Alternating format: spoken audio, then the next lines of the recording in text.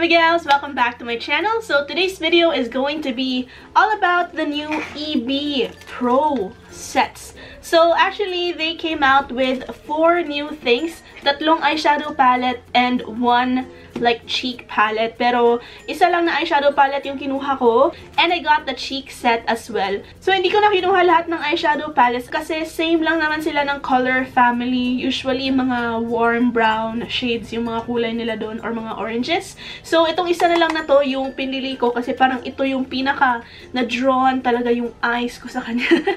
So ayun. And their palettes, yung malaki is 299 pesos, and then yung dalawang maliliit na palettes, this one and the other one, is 149 pesos. Diba? Bonggang-bongga, super affordable. The cheek set is 189 pesos. So it's very, very affordable, baby girls. That's why I was really very excited to purchase them. I got them sa Lazada pala from the Robinsons Mall na account. And considering na nasa Cebu ako, super bilis ng shipping, as in, I waited like 2 nights and 1 day and dumating na agad. When usually it would take like 7 days to 10 days para dumating dito yung mga orders ko. So, without any further ado, magsimula na tayo sa ating EB Pro Palettes review. Okay, so siguro first things first, i-review muna natin yung EB Pro Cheek Set. When you receive it, it looks like this. So, meron siyang box and meron din siyang plastic sa kanya, as you can see. But the packaging, baby girls, is super cute. As in, diba? Tignan nyo naman yan, oh. Parang it gives out a very summery vibe. And sa likod, it looks like that. Diba? Super cute. As in. Made in China. It contains 10 grams of the product. It's good 24 months after opening. Paraben-free and cruelty-free siya. So, that's bongga. Actually, nagamit ko na to, baby girls, and it's what's on my face right now. Pero medyo light lang siya ngayon, no? And here is a closer look dun sa actual packaging ng product. It's actually very nice. Very sleek nga, as what they said. Pero yung packaging nito is very plasticky and cheap. So make sure na hindi nyo to mababasag because I think the packaging makes it very fragile. And then yung products just look like that. Oh, so you have your contour or bronzer, your blush, and your highlighter. First, bibigyan ko kayo ng swatches. When you touch them, hindi sila ganun ka-soft talaga. Medyo hard siya and it's not creamy at all. Hindi naman siya ganun ka-powdery and chalky, which is a good thing. Dun sa pag-swatch ko sa kanya, it looks like this sa aking fingers. And then ayan naman siya, baby girls, on my skin. So, as you can see, yung pinaka-pigmented talaga sa kanila is yung blush. Then, yung contour and yung highlight is actually pretty subtle. No?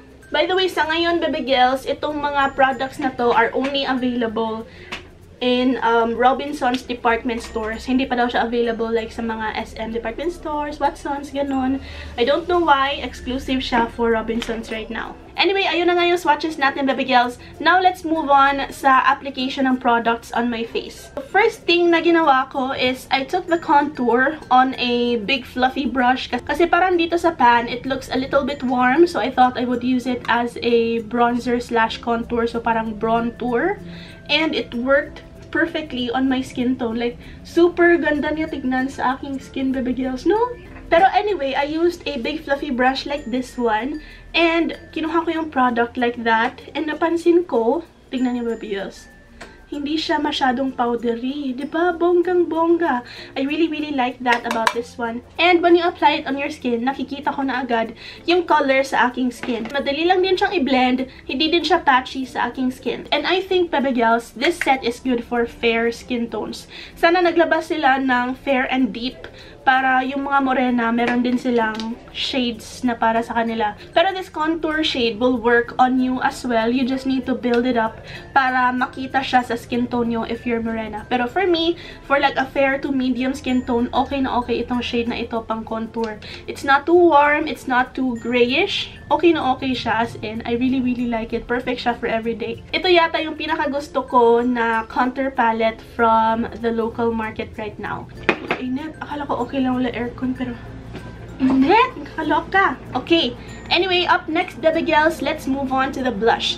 Now, yung contour and yung highlight, same size sila. Yung blush is maliit. which I don't understand. Sana malaki yung contour, malaki yung blush, yung highlight yung mas maliit. Yung highlight naman yung pinaka-konti na kailangan natin na product, diba? Yung blush naman, baby girls, different yung formula niya sa bronzer. Hindi ko alam, yung bronzer hindi powdery, pero yung blush powdery siya, nakakaloka. Like, I take a smaller brush like this one. Tapos, when I go in the blush, I don't know if you can see that, pero super daming powder kick up.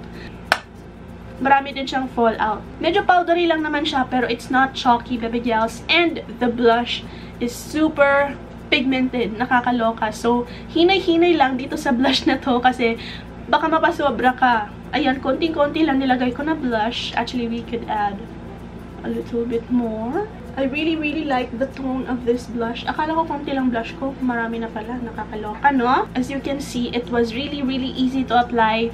Very pigmented. And very easy to blend lang din. I think babagay siya for any skin tone. And good job, Ever Bilena, for this one. Finally, let's move on dun sa highlighter. Now, itong highlight na to, mas powdery din siya. Mas maraming powder kick up compared dun sa bronzer. Ewan ko, bakit magkaiba itong dalawang to compare dito. Pero anyway, yung highlighter is just a subtle highlighter, baby girls. Hindi siya yung blinding na highlighter talaga. So, if you're looking for a blinding highlighter, hindi nito mabibigay sa iyo. Ayan, it's the highlight that I'm wearing right now. And dalawang patong na yung nilagay ko. And ganyan lang yung mabibigay niya sa iyo. I'm not feeling it that much.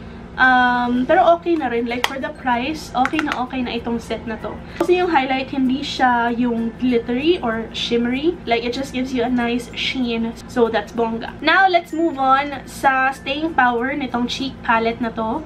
I wore it for 11 hours and I was really oily and sweaty that time. Pero the makeup stayed on my face until nakauwi kami dito sa bahay after 11 hours. What more can you ask for? Nagpunas na ako ng pawis, nagblot ng oil, and it stayed on my face.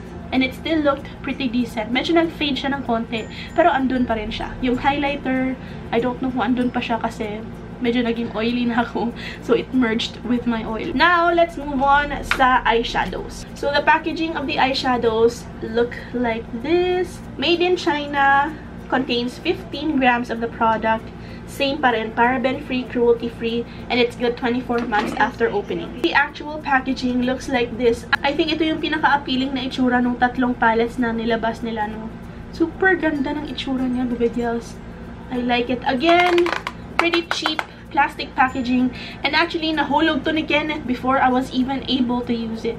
Like, kakarating lang niya, hinulog niya, and nahulog siyang ganyan. So, nabasag. Ayan, itong shade na to, yung pinaka nabasag talaga, tapos pinrest ko lang siya.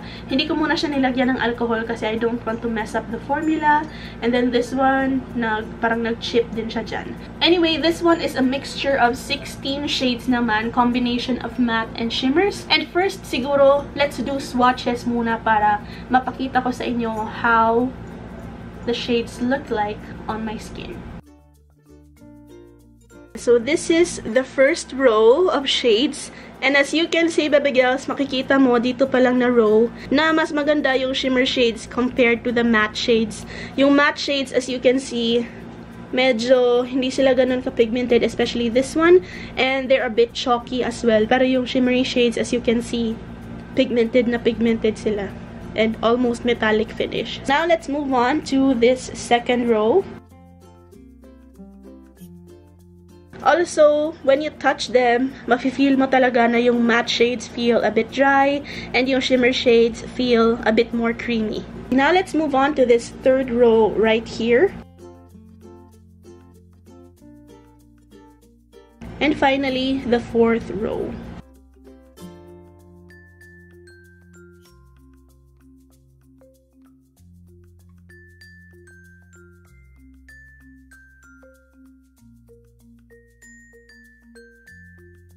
So, ayun na nga yung swatches nitong EB Pro Play Palette Eyeshadow na 16 colors. I think for the price, 149 pesos, super sulit na baby gels. Mas okay pa to compared dun sa chocolate palette na nilabas nila. And yung matte formulas actually feel pretty similar dun sa chocolate palette nila. Nakakaloka. Okay, now let's move on dun sa application ng mga products on my eyes. Ginamit ko sila without an eyeshadow primer. Pero I have concealer on my eyelids and powder. Kasi ganun naman talaga ako mag-makeup. Diba? Why do something different?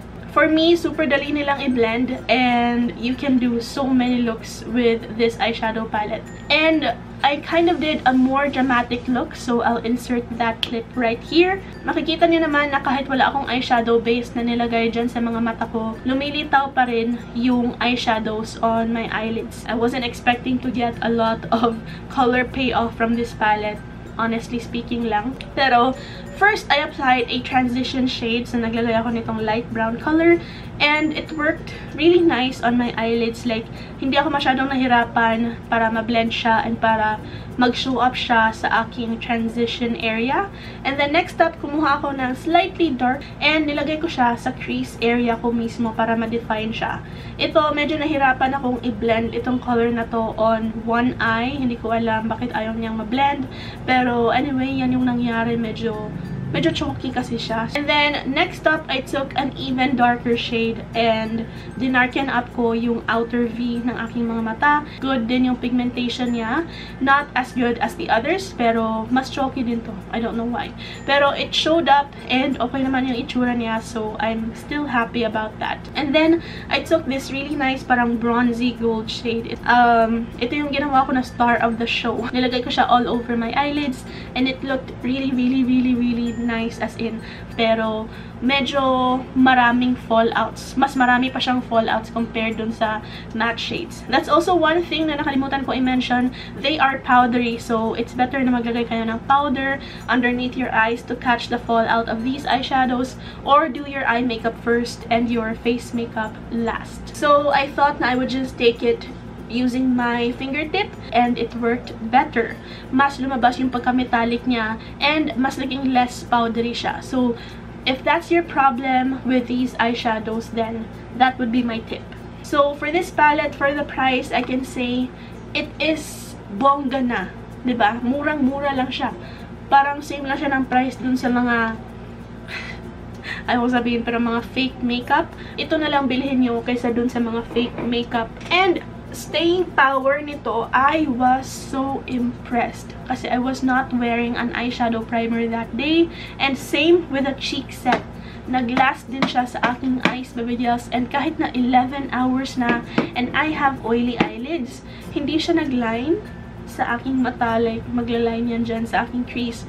Hindi nangyari yon, and intact pa rin yung eyeshadows ko and they were still opaque enough para maging presentable. Yun yung rason kung bakit super na-impress ako dito sa eyeshadows na to. Kasi mostly after that amount of time, wala na, mag-fade na yung eyeshadows and parang gagano na siya sa mata mo. Pero that one stayed intact. Kahit yung eyeliner ko nag-smudge na, pero yun, intact pa rin. I believe that is it for today's video. Sana nag-enjoy kayo and I hope nakatulong itong video na to para sa inyo. So yeah, that's it. Thank you so much for watching today's video, baby gels. A makeup tutorial on this look will be up very soon. Thank you so much for watching and I hope to see you in the next video, hopefully tomorrow. Bye-bye.